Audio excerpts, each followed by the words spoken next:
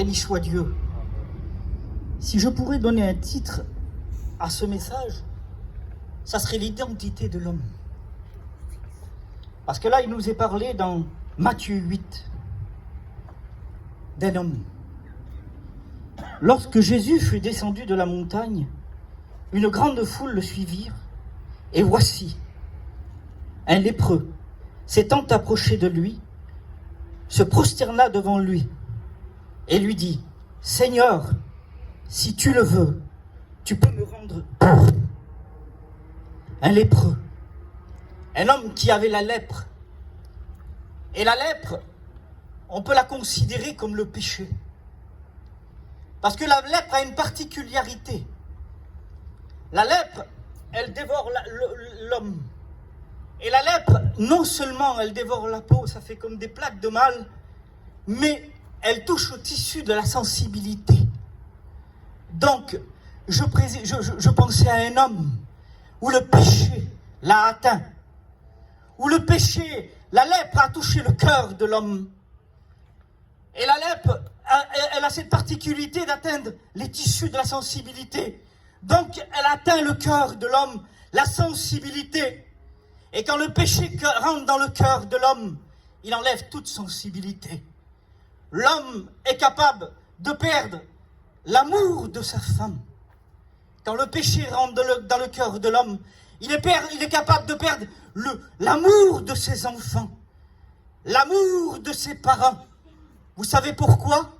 Parce que quand le péché est dans le cœur de l'homme, l'homme difforme le nom de l'homme. L'homme est capable de perdre son identité, de perdre son nom. Parce que le péché, des fois, nous amène tellement loin, où le péché prend l'amour de tout ce qu'on aime. Le péché nous fait toucher à des choses qu'on ne veut pas toucher. Le péché te fait difforme ton nom, t'enlève ton nom, ton identité. Si tu t'appelais, je dis un nom, Joanie, on va t'appeler le voleur, on va t'appeler le menteur, on va t'appeler l'escroqueur, parce que le monde t'enlève ton identité. On va t'appeler le soulard, ou le sorteur, comme moi on m'appelait. Parce qu'un jour, le monde m'avait enlevé mon identité. Mais par la force des choses, quand le péché te touche, quand le diable vient dans ta maison, il t'enlève tout. Il enlève ton amour. Et bien souvent, ce qui se passe dans le cœur de l'homme, c'est qu'il se croit libre. Ça me fait penser à un autre homme. Dans Marc 5, la Bible dit que Jésus dit « Passons de l'autre bord ». Et là, de l'autre côté, il y avait un homme qu'on appelait le Gadarien. La Bible dit qu'il dormait dans des sépulcres. On le liait avec des chaînes. Il se croyait libre. Parfois, il montait même dans des montagnes. Et puis, on le liait avec des chaînes, il rompait les liens. Mais lui, il se croyait toujours libre. Et sûrement que cet homme-là, sûrement qu'il avait une famille, sûrement qu'il avait des enfants, mais son péché l'a amené loin, très loin. Mais lui, il se croyait libre. Mais un jour, Jésus passe de l'autre bord, et cet homme-là, sans que Jésus vienne, la Bible dit qu'il coura au-devant de lui, se prosterna devant lui, lui dit « Pourquoi tu viens nous tourmenter ?» C'était pas l'heure, mais Jésus était là. La Bible dit que cet homme, Jésus, le délia, lui enleva. La Bible dit qu'il était lié par des centaines de démons, par des milliers de légions.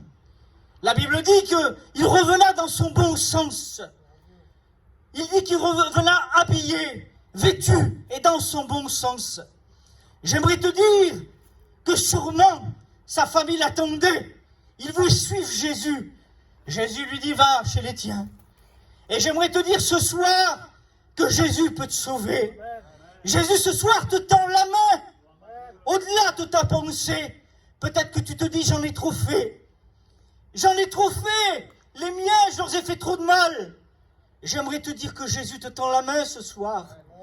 Si toi, tu ne peux rien faire, si le monde t'a tout pris, si le diable t'a trompé, Jésus veut te sauver. J'aimerais te citer oui, je peux dire ça, parce que bien souvent on se sert de Jean 3,16.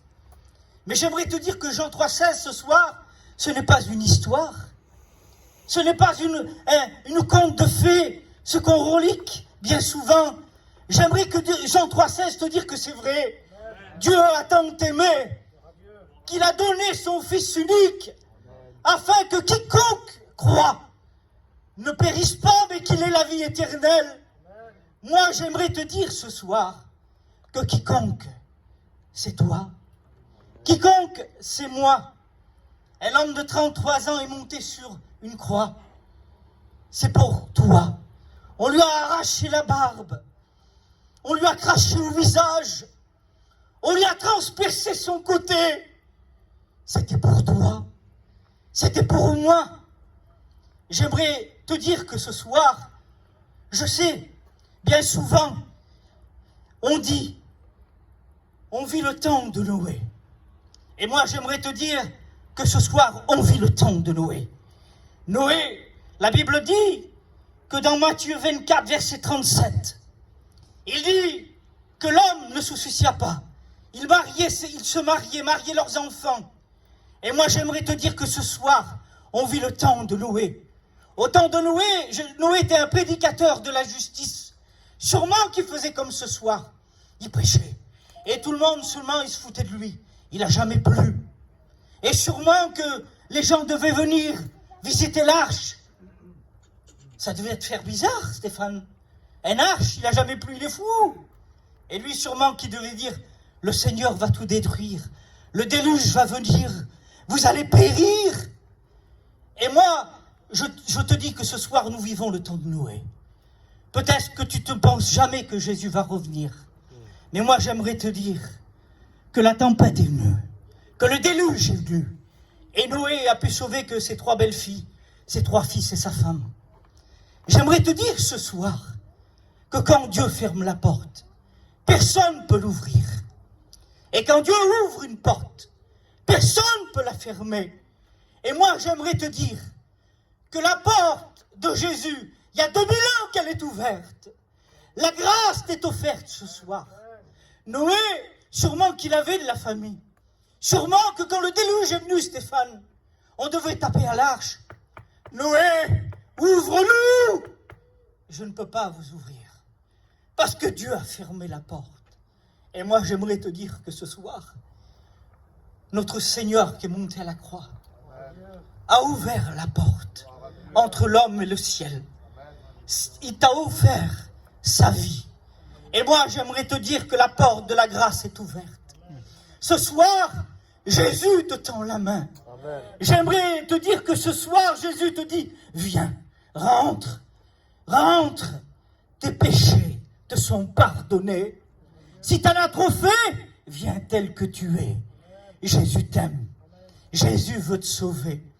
Vous savez, moi, j'étais un garçon que quand on me voyait, quand j'étais en phase 2, eh bien, on tournait à gauche. On disait le sorteur, l'alcoolique, Stéphane. Mais personne ne savait ce qui se passait dans mon corps. Personne ne savait que j'étais un jeune de 25 ans qui venait de perdre un père de 50 ans, qui venait de perdre une mère de 50 ans qui était morte dans ses bras, et que la vie n'avait pas fait de cadeau, et que pour moi, je croyais que tout était fini. Mais qu'un jour, un jeune étudiant m'a tendu la main, et il m'a dit, comme je te dis ce soir, Jésus t'aime. Jésus veut te sauver. Amen. Jésus te tend la main. Jésus ne veut pas que tu te perdes. Quoi que tu aies fait, quoi que tu feras, Jésus te tend la main. Amen. Jésus veut te sauver. Jésus veut te rendre ton identité. Peut-être que le diable t'a volé ton identité. Ou peut-être que tu es comme Bartimée. Dans Marc 10, verset 46. Oui, c'est ça. Le fils de Timée était au bord du chemin, mendiant aveugle. Peut-être que tu as besoin de revenir sur le chemin. Eh bien, Jésus te tend la main ce soir. Et il te dit, toi aussi, viens. La grâce est là ce soir. Venez, venez, Jésus vous aime. Jésus vous tend la main. Jésus ne veut pas que tu te perdes. Jésus te fait grâce ce soir. Bien sûr, c'est vrai, je suis un jeune étudiant. Peut-être pas un long message, mais je vous apporte ce que Dieu a mis sur mon cœur. Sachant que Jésus vous aime de la même manière qu'il m'a aimé. Qu'il a aimé chaque frère, chaque sœur qu'il a, chaque sœur qui a passé derrière et qui vous a témoigné. Jésus vous aime. Et Jésus veut vous sauver. Et Jésus veut vous faire grâce. Je te dis que ce soir, la porte est ouverte. Rentre avec nous. Ne fais pas comme ceux qui n'écoutaient Noé et qui n'ont fait qu'à leur tête. Quand la porte a été fermée, ça a été fini. Je te dis que ce soir, la porte est ouverte. Il y a 2000 ans qu'elle est ouverte. Jésus te fait grâce. Et sur ce, ça sert à rien de parler pendant des heures. Mais j'aimerais vraiment te faire comprendre que Jésus t'aime. Simplement ces simples mots, que la parole de Dieu puisse tourmenter ton cœur à ce salut.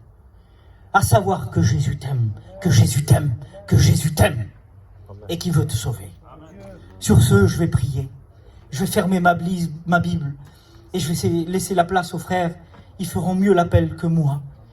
Mais j'aimerais te dire ce soir, si tu as reçu cet appel de Jésus, pas pour moi parce que moi je suis qu'un homme, eh bien ouvre ton cœur.